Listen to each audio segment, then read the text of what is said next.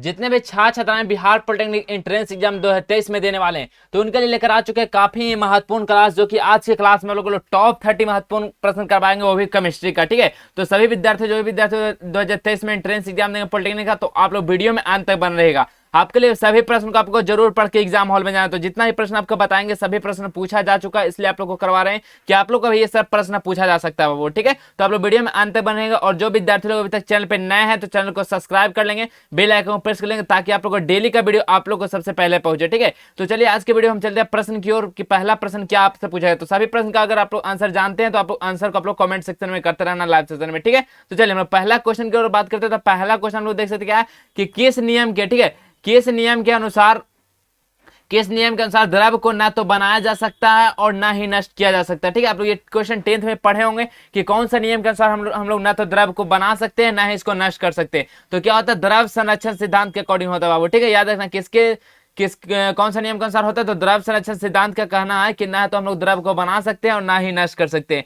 इसलिए इसका सही आंसर क्या हो जाएगा, इसका सही आंसर ऑप्शन नंबर बी हो जाएगा, द्रव्यमान संरक्षण सिद्धांत का नियम। ठीक है, चलिए अगला प्रश्न की ओर चलिए। अगला प्रश्न क्या है कि प्राउस ने क्यूप्रिक कार्बोनेट के दो नमूने पर प्रयोग किया। ठीक है, जिसमें से एक की उत्पत्ति प्रकृति और दूसरा संश्लेषित। देखिए यहाँ पे दो को प्रयोग किया गया, पहला नमूना लिया गया प्रकृति, दूसरा संश्लेषित नमूना, और उन्होंने पाया कि उनमें उपस्थित तत्वों का जो संगठन है नीचे आंकड़े में समान है, और दोनों का जो इसमें तत्व का जो प्रतिशत है सभी का क्या है, समान है। देखिए समान है, तो ये कौन सा नियम के अंतर्गत आता है, जिससे पूछा गया कि कौन सा नियम उपरोक्त आंकड़ों को समर्थन करता है। जो नियम है, ये जो आंकड़ा है कौन सा नियम को समर्थन करता है, तो कौन सा नियम को समर्थन करता है बाबू, तो बताइए 32 का सही आंसर क्या हो जाएगा। तो कौन करता है, तो स्थिर अनुपात का नियम इसमें करता है। ठीक है, स्थिर अनुपात का नियम समर्थन करता है, तो ऑप्शन नंबर डी सही हो जाएगा। क्यों करता है, क्योंकि स्थिर अनुपात का नियम क्या है, तो फ्रेंच रसायन शास्त्री जो कि जोसेफ प्राउस्ट ने दिए थे। कौन दिए थे, तो जोसेफ प्राउस्ट ने दिए थे। याद रखना स्थिर अनुपात का नियम उन्होंने जो दिया गया यौगिक में एक तत्व के भार अनुसार सदैव समान अनुपात में स्थित होते हैं, वो किसके समर्थन करता है, तो स्थिर अनुपात के नियम के, जिसमें आप लोग देखिएगा दो नमूनों में अगर सभी का जो परसेंटेज है उस उपस्थित तत्व का जो संगठन है वो सेम रहेगा, तो वहां पे अस्थिर अनुपात का नियम लागू होता है। ठीक है, तो ऑप्शन नंबर डी इसका सही जवाब हो जाएगा। चलिए अगला प्रश्न हम चलते हैं। अगला प्रश्न 33 नंबर प्रश्न है कि निम्न में से किस नियम के अनुसार यदि दो यौगिक संयोग करके, ठीक है, कौन सा नियम का अनुसार ऐसा होता है कि दो यौगिक हम लोग जब संयोग करेंगे तो एक से अधिक यौगिक बनाता है, और तब एक तत्व का द्रव्यमान जो होता है दूसरे तत्व के द्रव्यमान के स्थिर द्रव्यमान से संयोग करता है, तो छोटी पूर्ण संख्या अनुपात में रूप होता है। बताइए कौन सा नियम इसको फॉलो कर रहा है, तो क्या हो जाए 33 का सही आंसर। तो आप लोग समझ लीजिए कि गुणित अनुपात का नियम क्या कहता है। तो गुणित अनुपात का नियम कहता है कि यदि दो परस्पर हम लोग तत्व को संयोग करेंगे तो दो या दो से अधिक यौगिक बनेगा, और तो उसमें से एक तत्व का जो द्रव्यमान होगा वो दूसरे तत्व के निश्चित द्रव्यमान से संयोग करता है और छोटी पूर्ण का अनुपात में होता है। तो देखिए बिल्कुल आप लोगों को लग रहा हो कि एकदम बिल्कुल गणित अनुपात के नियम को फॉलो करा, क्योंकि यहाँ पे दो यौगिक को संयोग करके एक या अधिक यौगिक बना रहा है, और साथ ही साथ जो पहला तत्व का द्रव्यमान है दूसरे तत्व का स्थिर द्रव्यमान से संयोग करके छोटी पूर्ण बना रहा है। ये क्या कहलाता है, गुणित अनुपात का नियम ही फॉलो करता है। ठीक है, ऑप्शन नंबर सी सही जवाब हो जाएगा। चलिए अगला प्रश्न देखते हैं। 34 नंबर प्रश्न है कि निम्न में से कौन सा कथन गुणित अनुपात नियम की व्याख्या करता है। बताइए इसमें से कौन सा कथन है जो गुणित अनुपात नियम की व्याख्या करता है। अभी आप लोग बताएं कि गुणित अनुपात का नियम क्या कहलाता है कि दो या दो से अधिक यौगिक जो है उस संयोग करके एक से अधिक यौगिक बनाता है। तो आप लोग बताइए इसमें से कौन है जो दो या दो से अधिक यौगिक संयोग करके दो अधिक यौगिक बना रहा है, तो कौन हो जाएगा इसका 33। बताइए क्या हो जाएगा, तो क्या हो जाएगा इसका, तो देखिए एक्स ओ, ठीक है, यहाँ पे एक्स को तत्व है, तो एक्स ओ एवं X2 क्या है, दो ऑक्साइड से बनता है, इनमें से एक क्रम से 50%, दूसरा 60% ऑक्सीजन है, तो 1 ग्राम तत्व के संयोग करने वाले ऑक्सीजन का अनुपात 2:3 होता है। ठीक है, तो इसका सही आंसर क्या होगा, ऑप्शन नंबर सी हो जाएगा 34 का। चलिए अगला देखते हैं। 35 नंबर प्रश्न है कि एक गैस का सूत्र क्या है, COX, तथा इसका वाष्प घनत्व 70 है, तो एक्स का मान क्या हो जाएगा। बताइए एक्स का मान क्या हो जाएगा, 35 नंबर पूछा है। यहाँ से हम लोग बनाएंगे इसके प्रश्न को, देखिए बाबू क्या हो जाएगा इसका सही आंसर आप लोग, तो क्या यहाँ पे दिया गया, तो वाष्प घनत्व, ठीक है, वाष्प घनत्व इसका कितना है, तो वाष्प घनत्व इसका कितना है, तो 70 है। ठीक है, वाष्प घनत्व 70 दिया गया, तो हम लोग आणविक द्रव्यमान निकालेंगे, तो आणविक द्रव्यमान कितना हो जाएगा, 2 गुना होता है वाष्प घनत्व का, कितना होता है, 2 गुना होता है वाष्प घनत्व का। ठीक है, 2 गुना होता है, तो कितना हो जाएगा, 2 गुना 70 कितना हो जाएगा बाबू, 140 हो जाएगा। ठीक है, इसका 40 हो जाएगा, क्या हो जाएगा, आणविक द्रव्यमान हो जाएगा। ठीक है, आणविक द्रव्यमान इसका कितना हो जाएगा, 140 हो गया। अब हम लोग फॉर्मूला क्या दिया गया, COX, ठीक है, इसका क्या होगा इसको निकालना है। तो आणविक देखिए कार्बन कितना हो जाएगा इसका द्रव्यमान 12, ऑक्सीजन कितना हो जाएगा 8 दूनी 16। ठीक है, इसको हम लोग लिख सकते हैं 16, और नीचे x इक्वल टू कितना हो जाएगा, इक्वल टू कितना हो जाएगा, आणविक द्रव्यमान 140। अब बताइए यहाँ से हम लोग आसानी से निकालेंगे तो कितना हो जाएगा, बताइए क्या हो जाएगा, तो x इंटू क्या हो जाएगा, ये कितना हो जाएगा 16 और 12 कितना हो जाएगा, तो 28 हो जाएगा। तो यहाँ पे गुना 28 इक्वल टू कितना हो जाएगा 140। अब यहाँ से x इक्वल टू क्या हो जाएगा, तो 140/28। अब देखिए कट जा रहा है कितना बार, x इक्वल टू 5 बार में कट जा रहा है 140, तो x इक्वल टू कितना आ जाएगा 5। तो x का मान निकाला तो कितना आ जाएगा, इसका सही आंसर 5 हो जाएगा, ऑप्शन नंबर सी हो जाएगा। चलिए अगला प्रश्न हम लोग देखते क्या हो जाएगा। अगला प्रश्न है कि एक तत्व का तुल्यांकीय भार है वो 4 है, ठीक है। कोई एक तत्व है जिसका तुल्यांकीय भार 4 है और इसके क्लोराइड का जो वाष्प घनत्व है 59.25 है, तो तत्व की संयोजकता क्या हो जाएगा। तो तत्व की संयोजकता पूछा गया बाबू, ठीक है। इसका तत्व की संयोजकता क्या हो जाएगी, तो इसके तत्व की संयोजकता क्या होगा, वाष्प घनत्व को दिया है कितना 59.25, और इससे हम लोग क्या निकालेंगे, पहले क्लोराइड का हम लोग मोलर द्रव्यमान निकालेंगे, तो उसका दुगुना निकालेंगे मतलब आणविक द्रव्यमान, तो हम लोग का निकल के आ जाएगा 118.5 जब इसका दुगुना करेंगे तो, ठीक है, निकल के आ जाएगा। और सूत्र क्या है, इसका क्लोराइड का वाष्प घनत्व इतना है, तो उसका जो संयोजकता निकालना है, ठीक है। तो उसका संयोजकता निकालेंगे तो आपका जो संयोजकता हो जाएगा वो 3 आ जाएगा, ठीक है। तो ऑप्शन नंबर बी इसका सही जवाब हो जाएगा। चलिए अगला प्रश्न हम लोग देखते हैं। तो अगला प्रश्न क्या हो जाएगा कि किसी कार्बनिक यौगिक का जो मूलानुपातिक सूत्र होता है, ठीक है, किसी कार्बनिक यौगिक का जो मूलानुपातिक सूत्र, कार्बनिक यौगिक का मूलानुपातिक सूत्र क्या है, CH2O है, तथा इसका वाष्प घनत्व कितना है 45 है, तब यौगिक का आणविक सूत्र होगा। पता है इसका यौगिक का आणविक सूत्र क्या होता है, मूलानुपातिक सूत्र दिया गया और वाष्प घनत्व दिया गया, तो आणविक सूत्र इसका क्या होता है बताइए। 37 का सेंस क्या होगा, तो आणविक सूत्र पहले तो आणविक भार निकालेंगे कितना हो जाएगा, तो वाष्प घनत्व का दुगुना होता है, तो यहाँ पे देखिए बाबू क्या हो जाएगा, तो वाष्प घनत्व का दुगुना क्या हो जाएगा, 2 गुना 45 कितना हो जाएगा, यहाँ पे 90 हो जाएगा, ठीक है। इससे 90 हो जाएगा आणविक द्रव्यमान, आणविक भार यानी कि, ठीक है, आणविक भार कितना हो जाएगा 90 हो जाएगा। जब आणविक भार निकल कर हम लोग को आ चुका है तो हम लोग मूलानुपातिक सूत्र निकाल लेंगे, ठीक है। इसका जब मूलानुपातिक, ठीक है, मूलानुपातिक भार, ठीक है, मूलानुपातिक भार कितना हो जाएगा, तो देख सकते हैं आप लोग मूलानुपातिक भार कितना हो जाएगा, तो यहाँ पे कितना था, तो 12। देखिए यहाँ पे आप लोग देख सकते हैं प्रश्न में क्या था कि CH2O होता है, देखिए सी कार्बन कितना है 6 दूनी 12, हाइड्रोजन कितना होता है 1 और 2 को है तो 2 हो जाएगा, ऑक्सीजन 8 दूनी 16 हो जाएगा, तो यहाँ हम लिख देंगे 12 + 2 + 16। अब बताइए कितना हो जाएगा ये, तो 14 16 कितना हो जाएगा 30 हो जाएगा। हम लोग कहाँ निकल गया मूलानुपातिक सूत्र 30, तो हम लोग निकाल सकते हैं चूंकि n इक्वल टू क्या होता है कि आणविक भार बटा मूलानुपातिक सूत्र, तो आणविक भार 90, मूलानुपातिक सूत्र कितना है 30 है, तो 30 या 90, बताइए n का वैल्यू हम लोग को 3 निकल के आ गया। तो यौगिक आणविक सूत्र क्या हो जाएगा, तो CH2O के होल ट्वाइस हो जाएगा, ठीक है, CH2O के होल क्यूब हो जाएगा, ठीक है। तो क्या हो जाएगा ऑप्शन नंबर, देखिए आप ऑप्शन नंबर कौन सा सही हो जाएगा, तो ऑप्शन नंबर हो जाएगा, ऑप्शन नंबर देखिए क्या हो जाएगा यहाँ पे क्या हो जाएगा बाबू, तो यहाँ पे C3H6O3 हो जाएगा। कैसे हो जाएगा C3H6, तो देख लीजिए आप लोग, जब यहाँ पे 3 से गुना करा देंगे तो क्या हो जाएगा C3H2 3 दूनी 6 हो जाएगा और वो कितना हो जाएगा 3 हो जाएगा, तो C3H6O3। तो ऑप्शन नंबर क्या होगा, ऑप्शन नंबर डी बिल्कुल इसका सही जवाब हो जाएगा। चलिए अगला प्रश्न देखते हैं। अगला प्रश्न क्या है,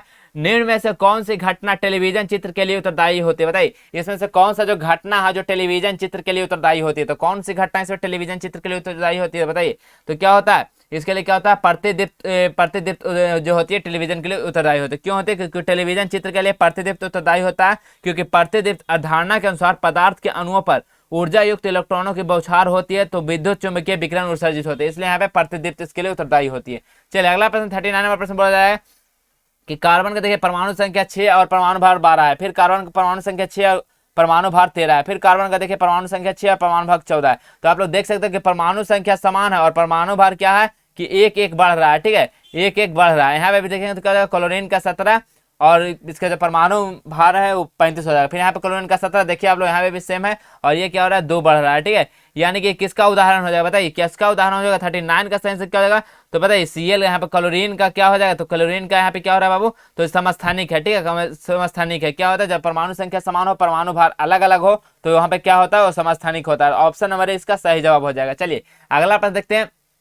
40 नंबर प्रश्न बोला है कि किसी परमाणु का जो रदरफोर्ड परमाणु मॉडल एक छोटे सौर तंत्र के समान होता है जिसमें इलेक्ट्रॉन और नाभिक के मध्य कूलाम्बिक बल गणितीय रूप से समान होता है। बताइए इसका क्या हो जाएगा, किसी परमाणु का जो रदरफोर्ड परमाणु मॉडल होता है एक छोटे सौर तंत्र के समान होता है जिसमें इलेक्ट्रॉन और नाभिक के मध्य कूलाम्बिक बल जो गणितीय रूप से समान होता है वो क्या होता है। तो क्या हो जाएगा 40 का सही आंसर क्या हो जाएगा बाबू, तो इसका जो गणितीय रूप गुरुत्वाकर्षण का क्या हो जाता है, तो G m1 × m2/r के बराबर हो जाता है, ठीक है। तो क्या हो जाएगा गुरुत्वाकर्षण का G m1 × m2/r² हो जाएगा। तो ऑप्शन नंबर क्या हो जाएगा, ऑप्शन नंबर सी बिल्कुल इसका सही जवाब हो जाएगा। चलिए अगला प्रश्न देखते हैं। अगला प्रश्न क्या 41 नंबर प्रश्न बोला है कि रदरफोर्ड मॉडल व्याख्या नहीं करता। पता है रदरफोर्ड जो मॉडल था इसमें क्या है जो व्याख्या नहीं करते हैं रदरफोर्ड मॉडल, किसी परमाणु के इलेक्ट्रॉनों की संरचना को नहीं करते हैं, या किसी परमाणु के स्थायित्व को नहीं बता सकते कि ये परमाणु यहाँ पर भी है, या तो विकल्प ए और बी दोनों सही होगा, ये इनमें से कोई नहीं। क्या हो जाएगा, रदरफोर्ड मॉडल व्याख्या क्या नहीं करता, तो किसी परमाणु की इलेक्ट्रॉनिक संरचना को नहीं करते हैं, किसी परमाणु के स्थायित्व को भी नहीं करते हैं। ऑप्शन नंबर क्या होगा, तो ऑप्शन नंबर सी हो जाएगा, विकल्प ए और बी दोनों सही हो जाएगा। अगला प्रश्न है, शुद्ध जल का पीएच मान कितना होता है? सभी स्टूडेंट को पता होगा, कमेंट कीजिए क्या होगा इसका सही आंसर। शुद्ध जल का पीएच मान कितना होता है? बहुत ही आसान और शानदार प्रश्न आप लोग से मैट्रिक बोर्ड एग्जाम में पूछा गया होगा प्रश्न।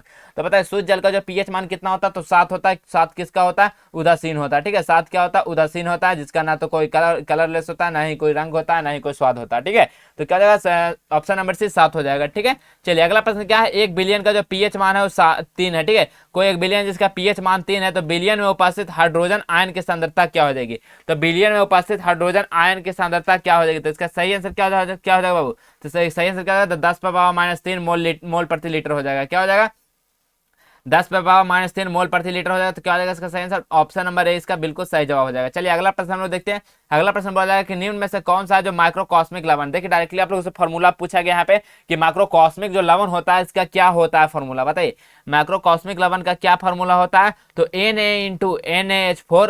Na×NaH4 होता है। ठीक है, तो ऑप्शन नंबर डी हो जाएगा। माइक्रोकॉस्मिक लवण का क्या होता है? Na×NH4 होता है। ठीक है, तो ऑप्शन नंबर डी इसका बिल्कुल सही जवाब हो जाएगा। चलिए अगला प्रश्न है, अयस्कों के सांद्रण के लिए फेन प्लवन विधि निम्न में से किस एक का व्यवहारिक अनुप्रयोग है? बताइए अयस्क के जो सांद्रण के लिए जो फेन प्लवन विधि होता है वो कौन सा व्यवहारिक अनुप्रयोग है? बताइए इसमें से क्या हो जाएगा सही आंसर? शोषण, अधिशोषण, अवसादन या स्कंदन। तो 45 का सही आंसर क्या हो जाएगा बाबू? 45 का सही आंसर क्या हो जाएगा कि अयस्कों के सांद्रण के लिए क्या होता है, हम लोग फेन प्लवन विधि का उपयोग करते हैं अधिशोषण का एक व्यवहारिक अनुप्रयोग के लिए। ठीक है, तो क्या हो जाएगा? अधिशोषण के लिए। ठीक है, तो ऑप्शन नंबर 20 का सही जवाब हो जाएगा 45 का अधिशोषण का। अगला प्रश्न देखिए, जंगरोधी इस्पात जंग रोधक होते हैं, क्यों होते हैं? बताइए जंगरोधी जो इस्पात होते हैं वो जंग रोधक होते हैं, क्यों होते हैं? क्यों होते हैं बताइए। 46 का सही आंसर क्या हो जाएगा? तो 46 का क्या हो जाएगा? क्योंकि जंगरोधी जो इस्पात जंगरोधक होते हैं, क्योंकि यह एक क्या होते हैं, रस समीकरणीय यौगिक बनाता है। क्या बनाता है? एक रस समीकरणीय यौगिक बनाता है। तो ऑप्शन नंबर 20 का सही जवाब हो जाएगा। अगला प्रश्न है कि निम्न धातुओं में से कौन सी संक्रमण धातु? बताइए जो ऑप्शन में देखिए इसमें से कौन सा धातु है जो संक्रमण धातु है? जिंक, कैडमियम, पारा या स्केडियम? इसमें से कौन है बताइए जो संक्रमण धातु है? तो कौन सा इसमें से संक्रमण धातु हो जाएगा बाबू? क्या हो जाएगा?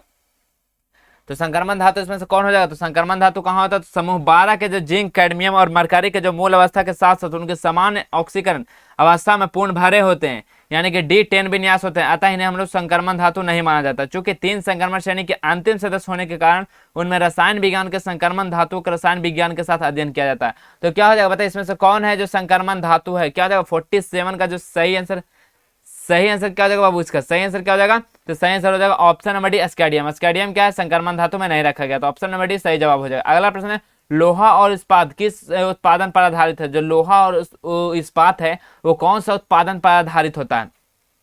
तो कौन सा उत्पादन पर आधारित होता है? तो लोहा और इस्पात का जो उत्पादन होता है कार्बन तथा मिश्र धातु जैसे क्रोमियम, मैग्नीज और निकेल के योग लोहा ऑक्साइड के अपचयन तथा अशुद्धियों के निष्कासन पर आधारित होता है। किस पे होता है? अशुद्धियों पे निष्कासन पे। ठीक है, तो क्या हो जाएगा? देखिए लोहा ऑक्साइड के अपचयन ये भी हो जाएगा, अशुद्धियों के निष्कासन पे भी होता है, और कार्बन तथा मिश्र धातु जैसे क्रोमियम, मैग्नीज, निकेल के योग होता है। तो क्या हो जाएगा? ऑप्शन नंबर डी सही आंसर हो जाएगा, उपरोक्त सभी इसमें से सही ऑप्शन है। ठीक है, अगला प्रश्न देखते हैं। अगला प्रश्न क्या है कि यौगिक बैटरी उद्योगों में उपयोगी होता है? बताइए कौन जो होते जो यौगिक बैटरी उद्योग होता है उसमें कौन होते हैं जो उपयोगी होते हैं?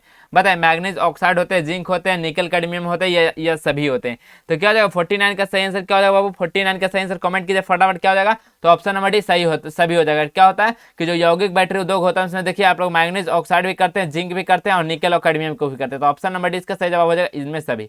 भारी जल का सही निरूपण, यानी कि भारी जल का जो सूत्र क्या होता है? तो भारी जल का क्या होता है? D2O, याद रखना D2O। और जल का क्या होता है? H2O होता है। यहाँ पे भारी जल पूछा गया तो D2O हो जाएगा। ऑप्शन नंबर डी सही जवाब हो जाएगा D2O। अगला प्रश्न है, निम्न में से कौन सा तत्व मानव हड्डी एवं दांत में प्रचुर मात्रा में पाया जाता है? बताइए बहुत ही इजी और शानदार प्रश्न है। बताइए क्या है सही आंसर?